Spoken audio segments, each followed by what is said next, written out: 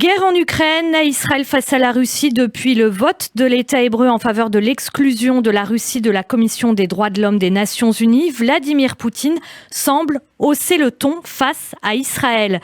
Christian Macarian, bonjour. Bonjour Eva.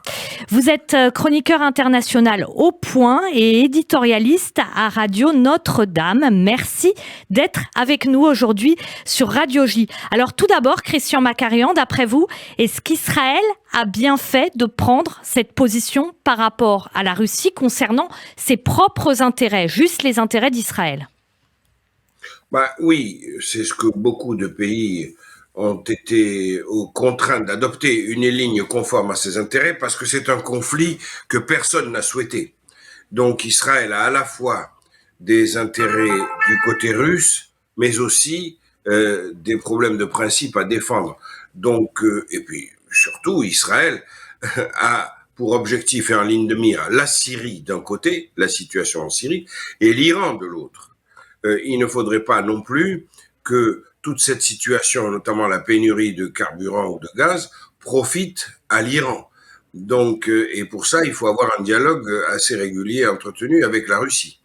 Donc, je pense que c'est le sens de la manœuvre qu'a tentée Naftali Bennett vis-à-vis de Vladimir Poutine. Vous voulez dire, Christian Macarian, parce que c'est vrai que vu de l'extérieur, on a eu l'impression qu'il y avait un peu un double langage du côté d'Israël, c'est-à-dire d'un côté le ministre des Affaires étrangères, Yair Lapid, qui prenait des positions fermes par rapport aux opérations en Russie, et de l'autre côté Naftali Bennett qui semblait être moins sévère par rapport à Moscou, c'est ça ?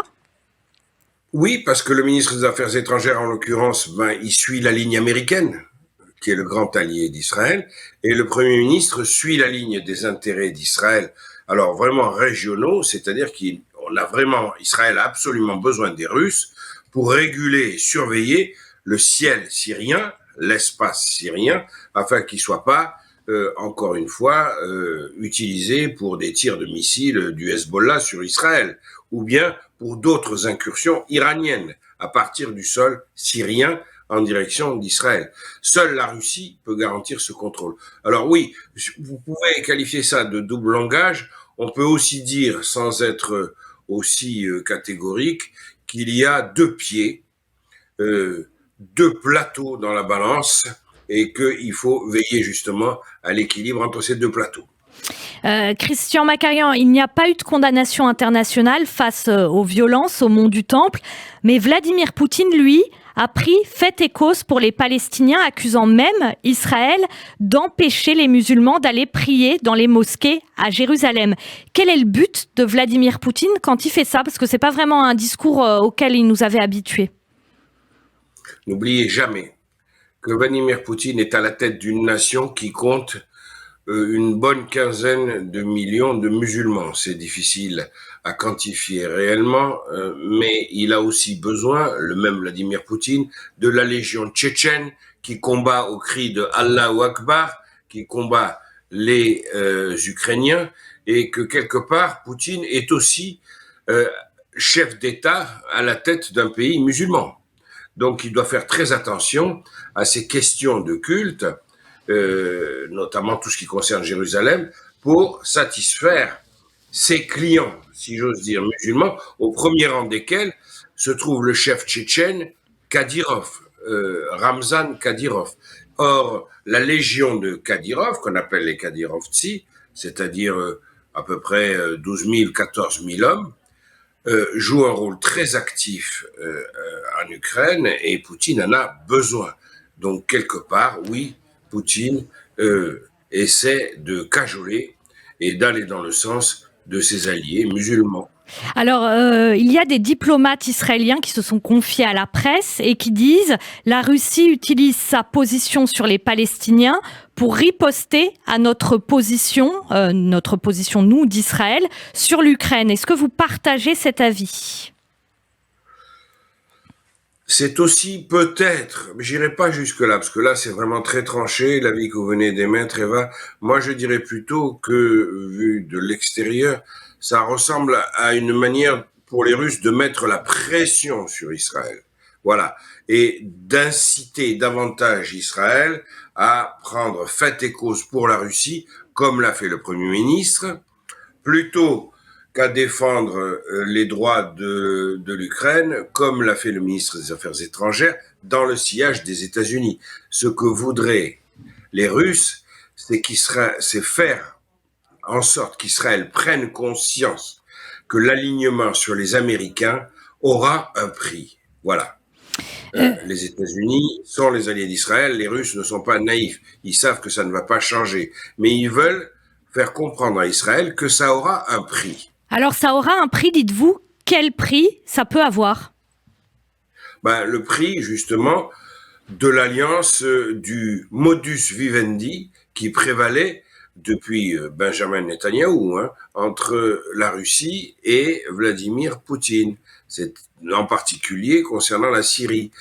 Tant que les Russes dirigeaient la Syrie, Israël avait un point de sécurité au nord de son territoire, à travers la présence russe, qui lui garantit quand même, notamment, je le disais tout à l'heure, le contrôle complet du ciel syrien. Ça n'est pas rien comme garantie.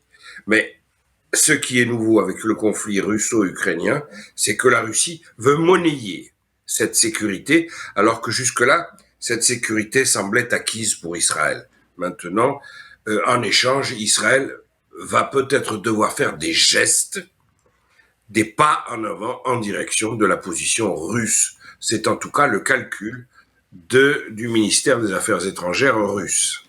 Est-ce que il faut imputer aussi cette prise de position de Moscou à la vision du monde que veut développer Vladimir Poutine, c'est-à-dire quelque chose qui serait tourné plus, entre guillemets, vers ce qu'on appelait avant les non-alignés?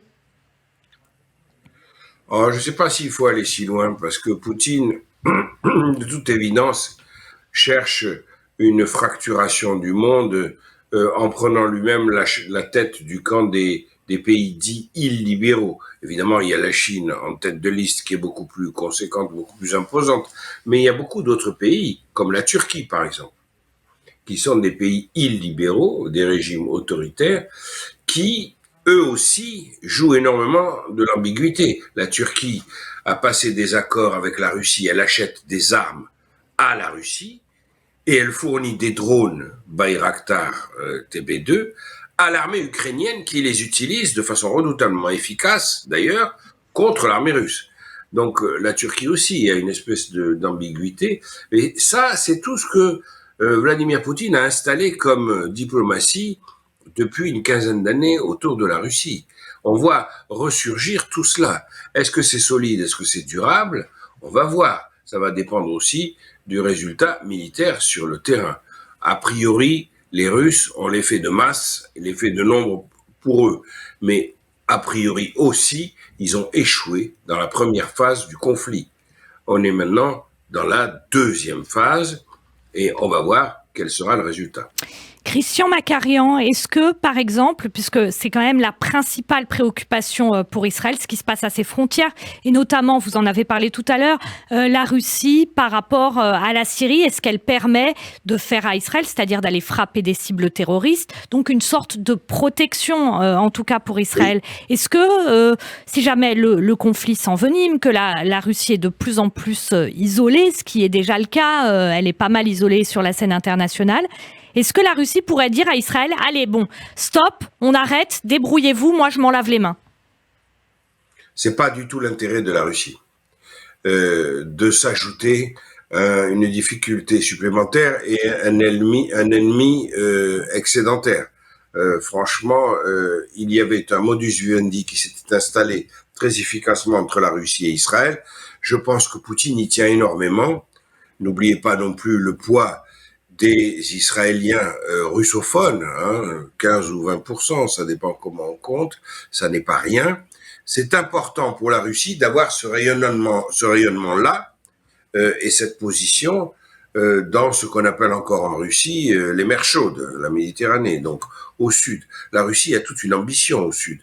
Elle est présente d'une certaine manière en ayant de bons rapports avec Israël, elle est présente en Israël, elle est présente en Syrie de la façon la plus violente et la plus brutale qui soit, mais elle est présente aussi dans d'autres pays, elle est aussi présente, comme je viens de l'évoquer, en Turquie. Donc tout ça, c'est un axe, si vous regardez la carte de géographie. Et je ne pense pas que Vladimir Poutine ait envie de détruire cet axe, qu'au contraire, il doit être très fier d'avoir construit ou rétabli, comme à l'époque de la Grande Catherine. Merci beaucoup Christian Macarian d'avoir été avec nous aujourd'hui sur Radio J. Je rappelle donc que vous êtes chroniqueur international au Point et éditorialiste à Radio Notre-Dame. Merci, bonne journée.